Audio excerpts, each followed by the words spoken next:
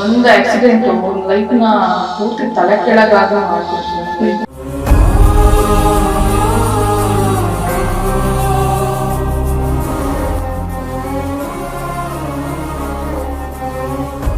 ಅದನ್ನ ನೆನ್ಸ್ಕೊಂಡ್ರೆ ಇವತ್ತು ನನ್ನ ಲೈಫ್ ಈ ತರ ಬದಲಾಗೋದಕ್ಕೆ ಒಂದೇ ಒಂದು ದಿನ ಸಾಯಂಕಾಲ 5 ನಿಮಿಷದಲ್ಲಿ ಲೈಫ್ ಚೇಂಜ್ ಆಗಿದೆ.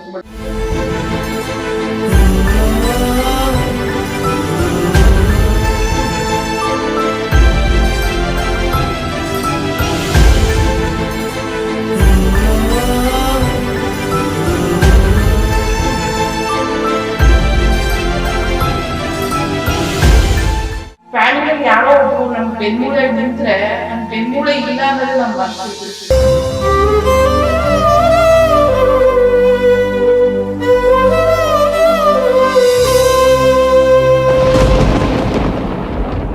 ಯಾವ ತರ ಅಂತ ಹೇಳಿದ್ರೆ ನನ್ನ ಲೈಫ್ ನಿಂಗ್ ಮುಗೀತು ಅನ್ನೋ ತರ ಡಿಪ್ರೆಷನ್ ಹೋಗ್ಬೇಕು. ಆ ಲೆವೆಲ್ಗೆ ಹೋಗ್ತೀನಿ ನಾನು.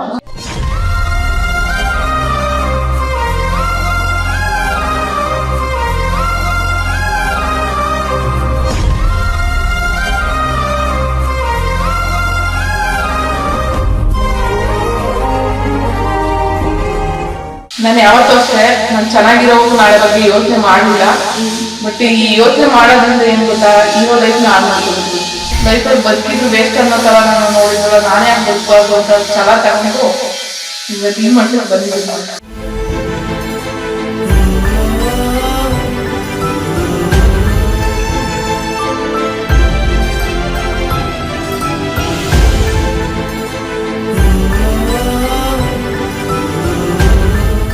ನಾನು ಸೋಷಿಯಲ್ ಮೀಡಿಯಾ ಒಂದ್ ಕಡೆ ಮಾಡ್ಕೊಂಡಿದ್ದೀನಿ, ಇನ್ನೊಂದ್ ಕಡೆ ಜೊಮಾಟೊ ಮಾಡೋದು ಮಾಡ್ತೀನಿ, ಇನ್ನೊಂದ್ ಕಡೆ ಟೆರಕೋಟ ಮಾಡ್ತೀನಿ. ಛಲ ಬರ್ಬೇಕು ಅಂದ್ರೆ ನಮ್ಗೆ ಹಿತಶತ್ರುಗಳು ಇರ್ಬೇಕು.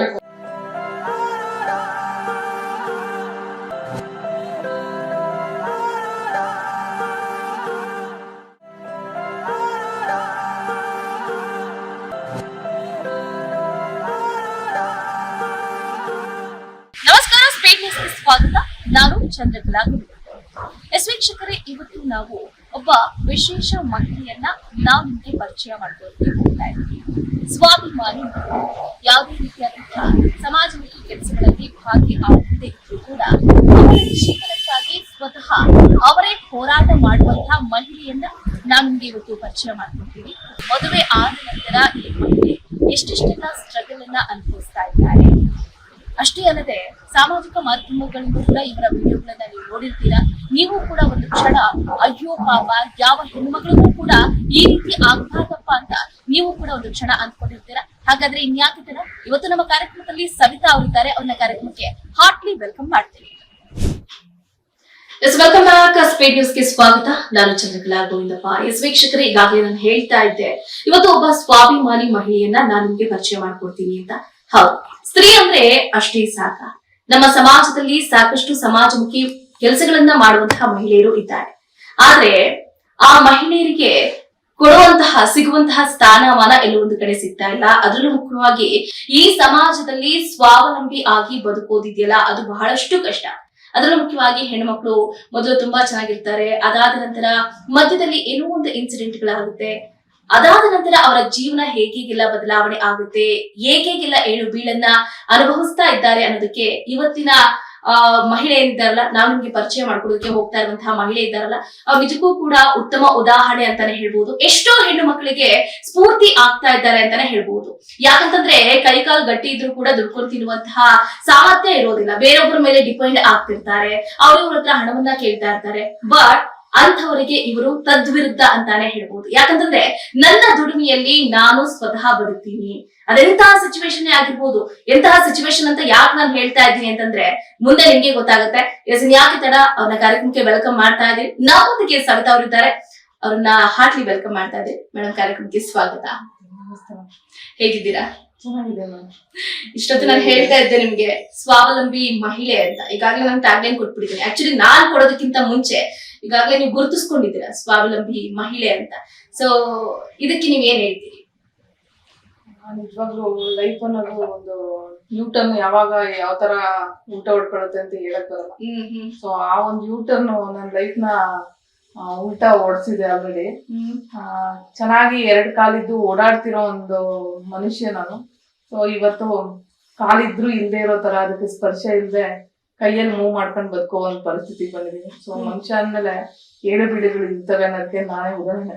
ಓಕೆ, ಸೊ ನಾವ್ ನೋಡಿದೀವಿ ಮೇಡಮ್, ನಾವ್ ಇಂತ ಸಮಾಜದಲ್ಲಿ ಇದೀವಿ ಅಂತ. ನೋಡಿ, ದುಡ್ಡಿದ್ದವ್ರಿಗೆ ಒಂಥರ ಜೀವನ, ದುಡ್ಡಿಲ್ದಿರೋರ್ಗೆ ಒಂಥರ ಜೀವನ. ಅದ್ರಲ್ಲೂ ಮುಖ್ಯವಾಗಿ ಆರೋಗ್ಯ, ದೇಹ ಅನ್ನೋದು ಬಹಳ ಇಂಪಾರ್ಟೆಂಟ್ ಆಗುತ್ತೆ. ಸೊ ನೀವು ಮೊದಲು ಎಲ್ಲಾ ರೀತಿಯಾದಂತಹ ಎಂಜಾಯ್ಮೆಂಟ್ ಅನ್ನೋದಕ್ಕಿಂತ ನಿಮ್ಮ ದೇಹದ ಎಂಜಾಯ್ಮೆಂಟ್ ಅನ್ನ ನೀವು ಮಾಡಿದ್ದೀರಾ. ಕೈ, ಕಾಲು, ಸೊಂಟ ಎಲ್ಲ ಚೆನ್ನಾಗಿತ್ತು. ಬಟ್ ಸಡನ್ ಆಗಿ ನಿಮ್ಮ ಜೀವನದಲ್ಲಿ ಒಂದು ಆಘಾತ ಆಗುತ್ತೆ, ಅಪಘಾತ ಆಗುತ್ತೆ, ಆ ಇನ್ಸಿಡೆಂಟ್. ಹೌದು, ಒಂದು ಆಕ್ಸಿಡೆಂಟ್ ಲೈಫ್ ನ ಪೂರ್ತಿ ತಲೆ ಕೆಳಗಾಗಿ ಮಾಡ್ಬಿಡ್ತು. ಲೈಫ್ ಬರೀ 5 ನಿಮಿಷ, 5 ನಿಮಿಷದಲ್ಲಿ ಯಾವ ತರ ಬದಲಾವಣೆ ಆಯ್ತು ಅಂದ್ರೆ ಕಂಪ್ಲೀಟ್ಲಿ ಬೆಡ್ ಮೇಲೆ ಬಂದ್ ಮಲಗೋ ಪರಿಸ್ಥಿತಿ ಬಂದ್ಬಿಡ್ತು. ನಿಮ್ ಲೈಫೇ ಇಲ್ಲ, 80% ಡಿಸಬಿಲಿಟಿ ಆಗ್ಬಿಡ್ತು. ಈಗ ಮುಗೀತು ಲೈಫ್ ಅಷ್ಟೇ. ಬೆಡ್ ಬಿಟ್ಟು ನಮ್ಗೆ ಲೈಫೇ ಇಲ್ಲ ಅಂತ ಅನ್ಕೊಂಡಿದ್ದೋಳು ಈ 2 ವರ್ಷದ ಹಿಂದೆ ಮತ್ತೊಂದು ಆಕ್ಸಿಡೆಂಟ್ ಅಲ್ಲಿ ನನ್ನ ಕೈ ಮೂಳೆ ಮುರಿಯುತ್ತೆ, ಫ್ರಾಕ್ಚರ್ ಆಗುತ್ತೆ, ಕಂಪ್ಲೀಟ್ಲಿ ಫ್ರಾಕ್ಚರು. ಯಾವ ತರ ಅಂತ ಹೇಳಿದ್ರೆ ನನ್ ಲೈಫ್ ಮುಗೀತು ಅನ್ನೋ ತರ ಡಿಪ್ರೆಷನ್ ಹೋಗ್ಬೇಕು, ಆ ಲೆವೆಲ್ಗೆ ಹೋಗ್ತೀನಿ ನಾನು. ಸೊ ಆ ಲೆವೆಲ್ ಇಂದ ಇವತ್ತು ಬರೀ ಕೈ ಮುಗಿದಕ್ಕೆ ನನ್ ಲೈಫ್ ನ ಬೇರೆ ತರ ಟರ್ನ್ ಮಾಡ್ಕೊಂಡು ಇವತ್ತು ಝೊಮ್ಯಾಟೊ ಮಾಡ್ಕೊಂಡು ಒಂದ್ ವೀಲ್ ಚೇರ್ ಬೈಕಲ್ಲಿ ಬರ್ತಾ ಇದೀನಿ ಅಂದ್ರೆ, ಸೊ ಒಂದು ಫಸ್ಟ್ ನಮಗ್ ನಾವು ನಂಬ್ಕೊಂಡ್ರೆ ಏನ್ ಬೇಕಾದ್ರೂ ಸಾಧನೆ ಮಾಡ್ಬೋದು. ಫಸ್ಟ್ ನಮ್ಗೆ ಕಾನ್ಫಿಡೆನ್ಸ್ ಇರ್ಬೇಕು, ಛಲ ಅನ್ನೋದಿರ್ಬೇಕು. ಛಲ ಇಲ್ಲ ಅಂದ್ರೆ ಏನು ಮಾಡೋದಕ್ಕಾಗೋದಿಲ್ಲ. ಛಲ ಅನ್ನೋದ್ ಬರ್ಬೇಕು ಅಂದ್ರೆ ನಮ್ಗೆ ಹಿತಶತ್ರುಗಳು ಇರ್ಬೇಕು. ಅವ್ರು ಹೇಳ್ಬೇಕು ನಮ್ಗೆ ನಿನ್ ಕೈಯಲ್ಲಿ ಆಗಲ್ಲ ಅಂತ ಹೇಳೋ ನಮ್ ಮುಂದೆ ನಿಂತಿರ್ಬೇಕು. ಅವಾಗ ಅಷ್ಟೇ ನಾವ್ ಸಾಧನೆ ಮಾಡಕ್ಕಾಗೋದು. ಅವ್ರೇನಾದ್ರು ಅಯ್ಯೋ ಪಾಪ ಅಂತ ನಮ್ಮನ್ ಮನೇಲಿ ಮಲಗಿಸಿದ್ರೆ ಇವತ್ತು ನನಗೆ ಬರ್ತಾ ಇರ್ಲಿಲ್ವೇನೋ ಗೊತ್ತಿಲ್ಲ. ಅವ್ರಿಗೆಲ್ಲ ಒಂದ್ ಥ್ಯಾಂಕ್ಸ್ ಹೇಳ್ತೀನಿ ನಾನು. ಹೌದು, ನಿಜ ಮೇಡಮ್. ನಮ್ಗೆ ಆಕ್ಚುಲಿ ನಿಮ್ಮನ್ನ ನೋಡ್ತಾ ಇದ್ರೆ ನೀವು ಯಾರಿಗೇನ್ ಕಡಿಮೆ ಇಲ್ಲ ಅಂತಾನೆ ಅನ್ಸುತ್ತೆ. ಯಾಕಂತಂದ್ರೆ ನೋಡಿ, ನಾವು ನೋಡ್ತಾ ಇರ್ತೀವಿ ಎಷ್ಟೋ ಜನರನ್ನ, ಎಲ್ಲಾ ನೆಟ್ಟಿಗಿದ್ರು ಕೂಡ ಅವ್ರಿಗೆ ಯಾವ ವೇ ಬೇಕೋ ಆ ತರ ದುಡ್ಡನ್ನ ಸಂಪಾದನೆ ಮಾಡ್ತಿರ್ತಾರೆ. ಬಟ್ ನೀವು ನೋಡಿ, ಒಬ್ಬರ ಮೇಲೆ ಡಿಪೆಂಡ್ ಆಗ್ತಾ ಇಲ್ಲ.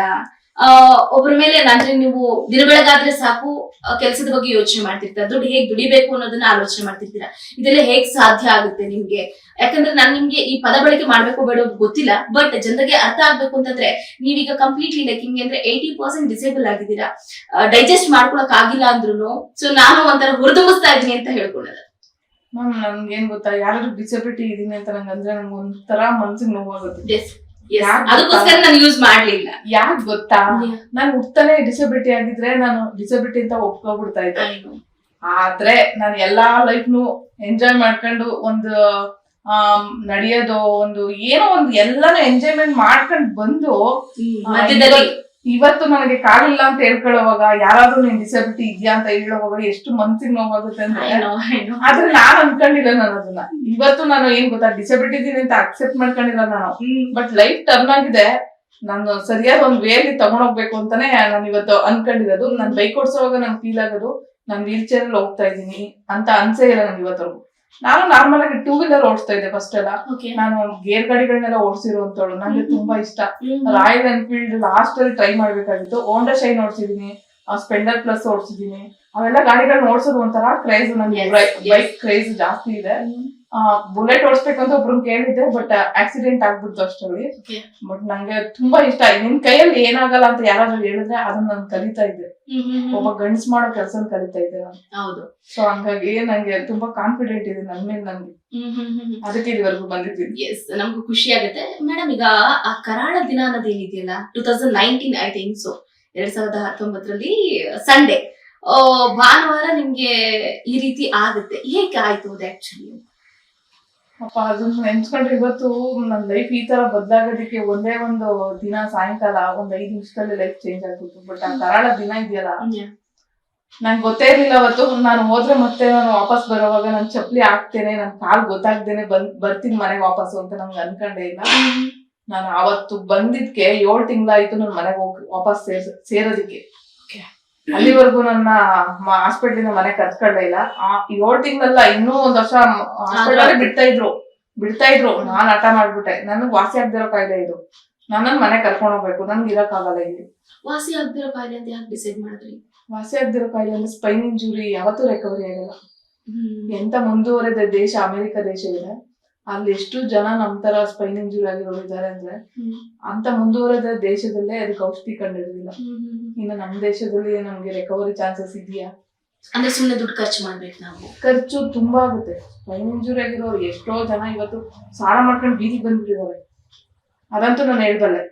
ಸ್ವಲ್ಪ ದುಡ್ಡಿರೋರಾದ್ರೆ ಹೆಂಗೋ ಖರ್ಚು ಮಾಡ್ತಾರೆ, ಬಚಾವ್ ಆಗ್ತಾರೆ. ಸ್ವಲ್ಪ ದಿನ ಬಂದ್ರೆ ಅವ್ರಿಗೂ ಗೊತ್ತಾಗುತ್ತೆ ಇದು ವಾಸಿ ಆಗದಿರೋ ಕಾಯಿಲೆ, ಸುಮ್ಮನೆ ಖರ್ಚು ಮಾಡಿ ಯೂಸ್ ಇಲ್ಲ ಅಂತ ಅವ್ರಿಗೂ ಗೊತ್ತಾಗ್ಬಿಡುತ್ತೆ. ಬಟ್ ಏನ್ ಗೊತ್ತಾ, ಅವ್ರು ಎಷ್ಟೇ ದುಡ್ಡು ಖರ್ಚು ಮಾಡ್ಲಿ ಪ್ರೀತಿಯಿಂದ ನೋಡ್ಕೊಂಡ್ರೆ ಅವ್ನು ಸಾಯೋವರೆಗೂ ಖುಷಿಯಾಗಿ ಇದ್ದು ಬದುಕೋಗ್ತಾನೆ. ಪ್ರೀತಿ ತುಂಬಾ ಮುಖ್ಯ. Family support main important. ನಮ್ ಬೆನ್ಮೂಳೆ ಮುರಿದಿರ್ಬೋದು, ಫ್ಯಾಮಿಲಿಯಲ್ಲಿ ಯಾರೋ ಒಬ್ರು ನಮ್ ಬೆನ್ಮೂಳೆಯಾಗಿ ನಿಂತ್ರೆ ನಮ್ ಬೆನ್ಮೂಳೆ ಇಲ್ಲ ಅನ್ನೋದೇ ನಾವ್ ಮರ್ತ್ಬಿಡ್ತೀವಿ. ಸೊ ಅದು ಮೇನ್ ಇಂಪಾರ್ಟೆಂಟ್, ಫ್ಯಾಮಿಲಿ ಸಪೋರ್ಟ್. ಆ ಸಪೋರ್ಟ್ ಮಾಡಿಲ್ಲ ಅಂದ್ರೆ ನಮ್ಮಂತ ಗಟ್ಟಿಗಿತ್ತಿ ಬದುಕ್ಬೋದೇನೋ. ನಾನ್ ಗಟ್ಟಿಗಿತ್ತಿ ಯಾಕಂತ ಅನ್ಕೊಂಡಿದೀನಿ ಅಂದ್ರೆ, ಒಂದ್ ಸೂಜಿ ಬಿದ್ರು ಕೆಳಗಡೆ ನಂಗೆ ಎತ್ಕೊಡ್ತಾರೆ ಯಾರಾದ್ರು ಅಂತ ನಾನು ನಂಬಿಕೆ ಎತ್ಕೊಂಡಿದ್ದೆ. ಇವತ್ತು ನಾನೇ ಎತ್ಕೊಂತೀನಿ ಅದನ್ನ ಕೈಯಲ್ಲಾದ್ರೆ, ಆಗಿಲ್ಲ ಅಂದ್ರೆ ದೇವ್ರೇನೋ ಒಂದು ದಾರಿ ತೋರ್ತಾನೆ ಅಂತ ನಾನಷ್ಟು ಗಟ್ಟಿಯಾಗಿದ್ದೀನಿ. ಅದಕ್ಕೋಸ್ಕರ ಆ ಮಾತನ್ನ ನಾನು ಹೇಳ್ಕೊತೀನಿ. ಯಾಕಂದ್ರೆ ಇಷ್ಟು ವರ್ಷ ಬದುಕಿದ್ದೀನಲ್ವಾ, 2 ವರ್ಷದಿಂದ ಕಂಪ್ಲೀಟ್ಲಿ ಯಾವ ಸಹಾಯನೂ ಇಲ್ದಂಗೆ ಬದುಕ್ತಾ ಇದ್ದೀನಲ್ವಾ, ಹಂಗಾಗಿ ಹೇಳ್ಕೊತೀನಿ ಅನ್ನೋ ಮಾತನ್ನ. ಬಟ್ ತುಂಬಾ ಕಷ್ಟ ಇದೆ ಜೀವನ. ಹೌದು, ನಿಜವಾಗ್ಲೂ ಕಷ್ಟ ಇದೆ, ನಮ್ಗೆ ಗೊತ್ತಾಗ್ತಿದೆ ನೋಡಿದ್ರೇನೆ. ಸೊ ಈ ಹಾಸ್ಪಿಟಲೈಸ್ ಆದ ಮೇಲೆ ಎಷ್ಟು ಖರ್ಚಾಯ್ತು, ಯಾರು ನಿಮ್ಮನ್ನು ನೋಡ್ಕೊಂಡು ಆ ಸಂದರ್ಭದಲ್ಲಿ ಅಂತ? ಸ್ಪೈನ್ ಇಂಜುರಿ ಆದಾಗ ಹಸ್ಬೆಂಡ್ ಮನೆಯವರೇ ನೋಡ್ಕೊಂಡಿದ್ದು. ಅವ್ರನ್ನೆಲ್ಲ ಬಿಟ್ಟಿದ್ರು, ನೋಡ್ಕೊತಿದ್ರು, ಅದೆಲ್ಲ ಓಕೆ. ಮನೆಗೂ ಹೋಗ್ತೀನಿ, ಮನೇಲೂ ಮಾಡಿದ್ದಾರೆ, ಇಲ್ಲ ಅಂತ ಹೇಳ್ಬೋದು. ಬಟ್ ಬರ್ತಾ ಬರ್ತಾ ಇದು ವಾಸಿ ಆಗಿರೋ ಕಾಯಿಲೆ ಅಂದಾಗ ಏನಾಗುತ್ತೆ ಮನುಷ್ಯನ್ಗೆ, ಇವಳು ಬೆಡ್ ಮೇಲೆ ಮಲಗಿರ್ತಾಳೆ, ಇವಳು ಸೇವೆ ಮಾಡ್ಕೊಳಕ್ ಆಗಲ್ಲ. ಆಮೇಲೆ ಇನ್ನೊಂದು ಇವಳಿಂದ ಯಾರಿಗೂ ಯೂಸ್ ಇಲ್ಲ, ಅದೊಂದು ಮಾತು ಬಂದ್ಬಿಡುತ್ತೆ ಯಾರಿಗೆ ಆದ್ರೂ. ಬಟ್ ಆ ಪ್ರೀತಿ ಎಲ್ಲೋ ಒಂದ್ ಕಡೆ ಪ್ರೀತಿಯಾಗಿರಲ್ಲ. ಅದು ಹೋಗ್ತಾ ಹೋಗ್ತಾ ಏನೋ ಬೇರೆ ತರ ಚೇಂಜ್ ಆಗ್ಬಿಡುತ್ತೆ. ಸೊ ಆ ಚೇಂಜಸ್ ಇವತ್ತು ನನ್ನ ಲೈಫ್ ನ ಚೇಂಜ್ ಮಾಡ್ಕೊಳಂಗ್ ಮಾಡಿದೆ. ಬಟ್ ಈ ಕೈ ಮುರಿದಾದ್ಮೇಲೆ ಲೈಫ್ ಪೂರ್ತಿಯಾಗಿ ಚೇಂಜ್ ಆಯ್ತು.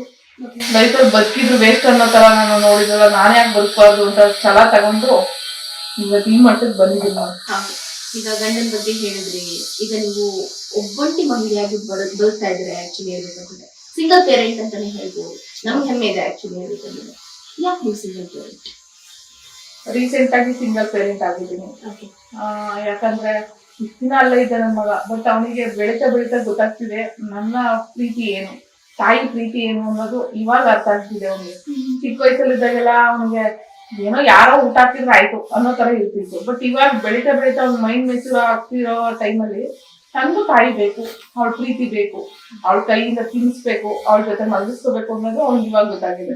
ಇಷ್ಟ ದಿನ ಹೆಂಗೋ ಬದುಕ್ಬಿಡ್ತಾ ಇದ್ದಾನೋ. ಬಟ್ ಇವಾಗ ನನ್ಗೆ 4 months ಬ್ಯಾಕ್ ಅವನು ರಜದಲ್ಲಿ ನನ್ನ ಹತ್ರ ಬಂದಿದ್ದು.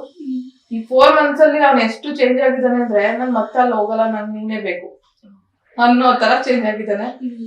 ಮತ್ತೆ ನನ್ನ ನಂಬ್ಕೊಂಡು ಬಂದಿರೋನ್ಗೆ ನಾನು ಏನಾದ್ರು ಚೆನ್ನಾಗಿ ನೋಡ್ಕೋಬೇಕು, ಅವ್ನು ಒಂದು ಸ್ಕೂಲ್ ಸೇರ್ಸ್ಬೇಕು ಅನ್ನೋದೊಂದು ನನ್ಗೆ ಆಸೆ.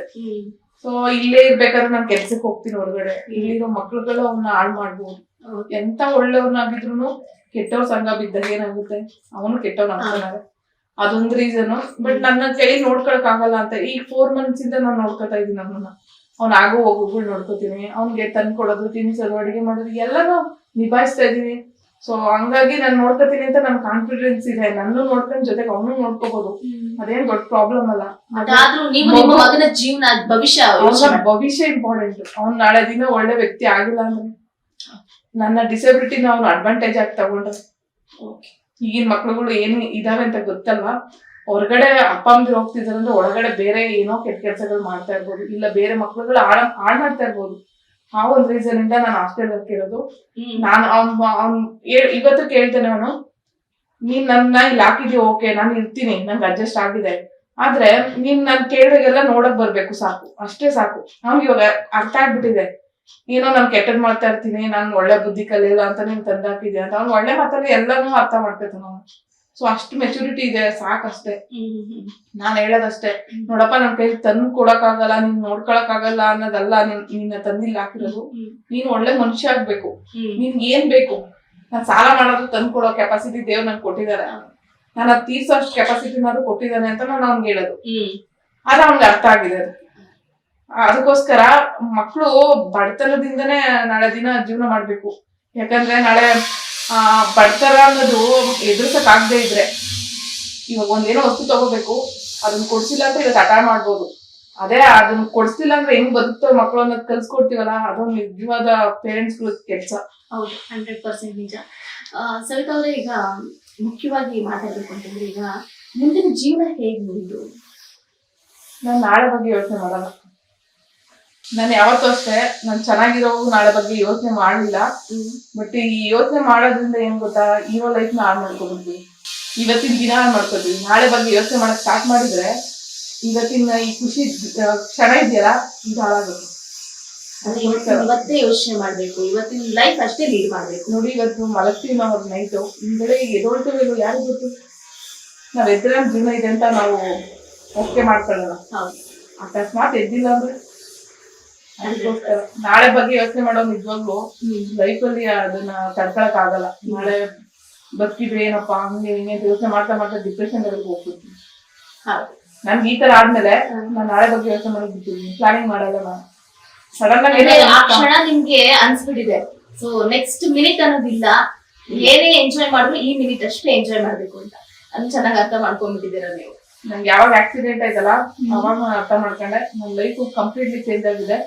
ಮುಂದೆ ನಾಳೆ ಅನ್ನೋದ್ರ ಬಗ್ಗೆ ನಾನು ಯೋಚನೆ ಮಾಡ್ಬಾರ್ದು, ನಾಳೆ ಅನ್ನೋದು ಯೋಚನೆ ಮಾಡಿದ್ರೆ ಇವತ್ತಿನ ಕ್ಷಣಗಳನ್ನ ನಾನು ಕಳ್ಕೊತೀನಿ ಅಂತ. ಈಗ ಸೋಷಿಯಲ್ ಮೀಡಿಯಾ ಬಗ್ಗೆ ಮಾತಾಡೋದಾದ್ರೆ, ಸೋಷಿಯಲ್ ಮೀಡಿಯಾದಲ್ಲಿ ಸವಿತಾ ಅವರು ಗುರುತಿಸ್ಕೊಂಡಿದ್ದು ಯಾವಾಗ? ಲೈಕ್ ಹೆಂಗೆ ಅಂತಂದ್ರೆ ನೋಡಿ, ಈಗ ನೀವು ಸ್ವಾವಲಂಬಿ ಮಹಿಳೆಯಾಗಿ ಗುರುತಿಸ್ಕೊಂಡಿದ್ದೀರಾ ಅಷ್ಟೇ ಅಲ್ಲ, ಸೋಷಿಯಲ್ ಮೀಡಿಯಾದಲ್ಲಿ ಕ್ಲಿಕ್ ಆಗ್ಬೇಕು ಅಂತಂದ್ರೆ there is not a small thing ಹೇಳ್ಬೇಕು ಅಂತಂದ್ರೆ. ಸೊ ನೀವು ಕ್ಲಿಕ್ ಆಗಿದ್ದು ಯಾವಾಗ, ಹೇಗೆ ಅಂತ? ಸೋಷಿಯಲ್ ಮೀಡಿಯಾದಲ್ಲಿ ಆಲ್ಮೋಸ್ಟ್ ನಾನು 3 years ಇಂದ ಇದ್ದೀನಿ. 3 years. ಫೇಸ್ಬುಕ್ ಅಲ್ಲೆಲ್ಲ ಅವಾಗಲೇ ನಮ್ಗೆ 60,000 ಫಾಲೋವರ್ಸ್ ಎಲ್ಲ ಇದ್ರು 2 years ಬ್ಯಾಕ್ ಎಲ್ಲ. ಅವಾಗ ಏನೋ ಬೇರೆ ಕಂಟೆಂಟ್ ಹಾಕಿ ಸ್ವಲ್ಪ ಅಲ್ಲಿ ಓಲ್ಡ್ ಆಗಿತ್ತು ಅಕೌಂಟ್, ಹಾಗಾಗಿ ಯಾರು ಫಾಲೋವರ್ಸ್ ಎಲ್ಲ ಬರ್ತಾ ಇರ್ಲಿಲ್ಲ. 2 years ಬ್ಯಾಕ್ ಹಂಗೆ ಓಲ್ಡ್ ಆಗ್ಬಿಟ್ಟಿತ್ತು. ಸೊ ಈಗ ರೀಸೆಂಟ್ ಆಗಿ ಏನ್ ಮಾಡ್ತೀನಿ ನಾನು, ಸೋಷಿಯಲ್ ಮೀಡಿಯಾದಿಂದ ಏನಾದ್ರು ದುಡಿಬೇಕು ನಾನು. ಯಾಕಂದ್ರೆ ನಾನು ಇವಾಗ ಇರೋ ಪರಿಸ್ಥಿತಿ ಅರ್ನ್ ಮಾಡ್ಬೇಕು. ಎಷ್ಟೇ ಅರ್ನ್ ಮಾಡಿದ್ರು ನಮ್ಮ ಮನೆ ಖರ್ಚುಗಳು ಸಾಕಾಗಲ್ಲ. ನಾವು ಏನ್ ಗೊತ್ತಾ, ಇವಾಗ 10 ರೂಪಾಯಿ ದುಡಿದ್ರೆ ನಾವ್ 1 ರೂಪಾಯಿ ಉಳ್ಸಕ್ ಆಗ್ತಿಲ್ಲ ಅಂತ ಪರಿಸ್ಥಿತಿಗೆ ತಲುಪಿಟ್ಟಿದೀವಿ. ಸೊ ಏನ್ ಮಾಡ್ಬೇಕು, ನಾವು 10 ರೂಪಾಯಿ ದುಡಿತಾ ಇದೀವಿ ಅಂದ್ರೆ ಅದ್ರಲ್ಲಿ 5 ರೂಪಾಯಿ ಇಲ್ಲ 4 ರೂಪಾಯಿನೂ ಉಳಿಸೋಷ್ಟು ಕೆಪಾಸಿಟಿ ನಮ್ಗೆ ಇರ್ಬೇಕು. ಇಲ್ಲ ದುಡಿಯೋ ಜಾಸ್ತಿ ಮಾಡ್ಬೇಕು. ಎಷ್ಟು ಸ್ಟ್ರಗಲ್ ಮಾಡ್ಬೇಕು ಅಂದ್ರೆ ಎಲ್ಲಾ ಕಡೆಯಿಂದನೂ ಸ್ವಲ್ಪ ದುಡ್ಡು ಬರ್ತಾ ಇರ್ಬೇಕು. ಆ ಕಡೆಯಿಂದ 500 ರೂಪಾಯಿ ಬರ್ತಿದೆ, ಈ ಕಡೆಯಿಂದ ಒಂದು 500 ರೂಪಾಯಿ ಬರೋ ತರ ಮಾಡ್ಕೋಬೇಕು. ಸೋರ್ಸ್ ಆಫ್ ಇನ್ಕಮ್ ಇರ್ಬೇಕು, ಏನೋ ಒಂದ್ ಮಾಡ್ಬೇಕು. ಒಟ್ಟಲ್ಲಿ ಒಳ್ಳೆ ಕೆಲಸ ಮಾಡ್ಬೇಕಷ್ಟೇ, ಒಳ್ಳೆ ಕೆಲಸ ಮಾಡ್ಕೊಂಡು ದುಡಿಬೇಕು ಅಷ್ಟೇ. ಅದಕ್ಕೋಸ್ಕರ ನಾನು ಸೋಷಿಯಲ್ ಮೀಡಿಯಾ ಒಂದ್ ಕಡೆ ಮಾಡ್ಕೊಂಡಿದೀನಿ, ಇನ್ನೊಂದ್ ಕಡೆ ಜುಮಾಟೋ ಮಾಡೋದು ಮಾಡ್ತೀನಿ, ಇನ್ನೊಂದ್ ಕಡೆ ಟೆರಕೋಟ ಮಾಡ್ತೀನಿ. ನನ್ನ ನಂಬಲ್ಲ ಯಾರು ಇವೆಲ್ಲ ಮಾಡ್ತೀರ ಅಂದ್ರೆ, ಏನು ಒಬ್ಳೆ ಮನೆ ಕೆಲಸ ಮಾಡಕ್ಕೆ ಆಗಲ್ಲ ನಿಮ್ ಕೈಯಲ್ಲಿ. ನಮ್ಗೆ ಹೇಳೋದೇನ್ ಗೊತ್ತಾ, ಒಬ್ಳೆ ಇದೀನಿ ಅಂದ್ರೆ ನೀವ್ ಹೆಂಗ್ ಮಾಡ್ಕೊತೀರ ಅಡಿಗೆ, ಅವ್ರು ನನ್ನ ನೋಡ್ತಾರೆ ಫಸ್ಟ್. ನೀವು ಬದುಕದೇ ಕಷ್ಟ ಅವ್ರು ಹೇಳೋದು. ನಾನು ವೀಲ್ ಚೇರ್ ಪೂರ್ತಿ ನೋಡ್ಬಿಟ್ಟು ಹೇಳ್ತಾನೆ, ಬದುಕದೇ ಕಷ್ಟ, ಬೆಡ್ ಇಂದ ವೀಲ್ ಚೇರ್ ಬರಕ್ ಆಗಲ್ಲ ಅಂತ ಹೇಳ್ತೀರಾ. ಅದ್ ಹೆಂಗೆ ಮನೆ ಕೆಲಸ ನಿಭಾಯಿಸ್ಕೊಂಡು ಜುಮಾಟೋನ ಮಾಡ್ಕೊಂಡು ಮಣ್ಣಿನ ಕೆಲಸನೂ ಮಾಡ್ಕೊಂಡು ಹೆಂಗ್ ಬದುಕ್ತೀರಾ ಅಂತ ಕೇಳ್ತೀನಿ. ಅವ್ರಿಗೆ ಕ್ವಶನ್ ಮಾರ್ಕ್ ಅದು.